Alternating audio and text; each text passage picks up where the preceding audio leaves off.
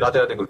राधे राधे महाराज जी। महाराज जी, मैं और मेरे अन्य साथी लेह लद्दाख के एरिया में पोस्टेड हैं। आपके प्रवचन सुनकर आनंद और धैर्य मिलता है। मेरा प्रश्न है गुरु जी, हम सर्विंग ऑफिसर हैं और सैनिक अपने देश के प्रति काम और ग्रस्त जीवन की जिम्मेदारियों में संतुलन कैसे बनाएं? किसी भी चीज को प्राथमिकता देना, नजरअंदाज करना धर्म और कर्म के विरुद्ध है क्या?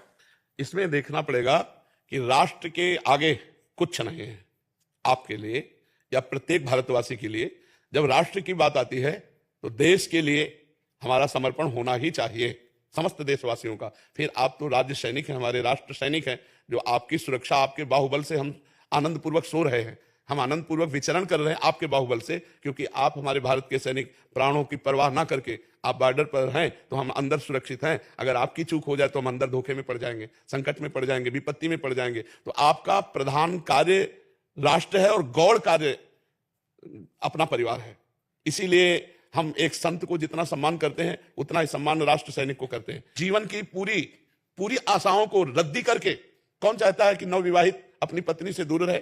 कौन चाहता है कि छोटा सा लाला हुआ उसको देख भी नहीं पा रहा है, उसको गले भी नहीं लगा पा रहा है? कौन चाहता है उसके बूढ़े माता पिता आंसू बहा रहे हैं और वो 1 वर्ष हो गया अभी जा ही नहीं पाया क्योंकि ऐसी जगह वो तैनात है? तो ये सब वासनाओं को मिटाकर, अपने हृदय की पीड़ा को सहन कर, हर असुविधा को झेलता हुआ जो राष्ट्र का सैनिक लगा हुआ है, हम उसे प्रणाम करते हैं। हर देशवासी को ये गर्व होना चाहिए कि हमारे देश के ऐसे सैनिक हैं।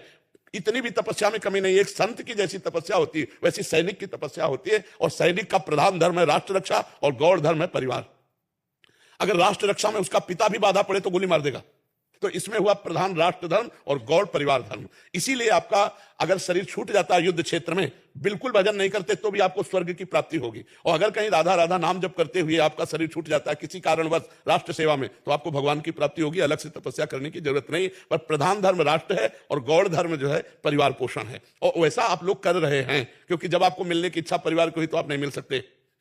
किसकी इच्छा नहीं होती कि दिन भर काम करूं, शाम के तो अपने परिवार के बीच में रहूं? लेकिन कई कई महीने राष्ट्र के सैनिक ऐसी जगह जहां घोर असुविधा है, अपने लोग 5 मिनट नहीं खड़े हो सकते, वहां उनकी वर्षों ड्यूटी लगती है, वर्षों रहना पड़ता है। ऐसे ऐसे बताए कि पानी पीने के लिए नहीं, वही बर्फ पिघला करके पानी पीना होता, उसी से अपनी दिनचर्या, कई कई दिन स्नान करने का भी संयोग नहीं बैठ पाता। बड़े कष्ट में जीवन को व्यतीत करते हुए पहाड़ों में ये राष्ट्र सैनिक, हम हृदय से इनका आदर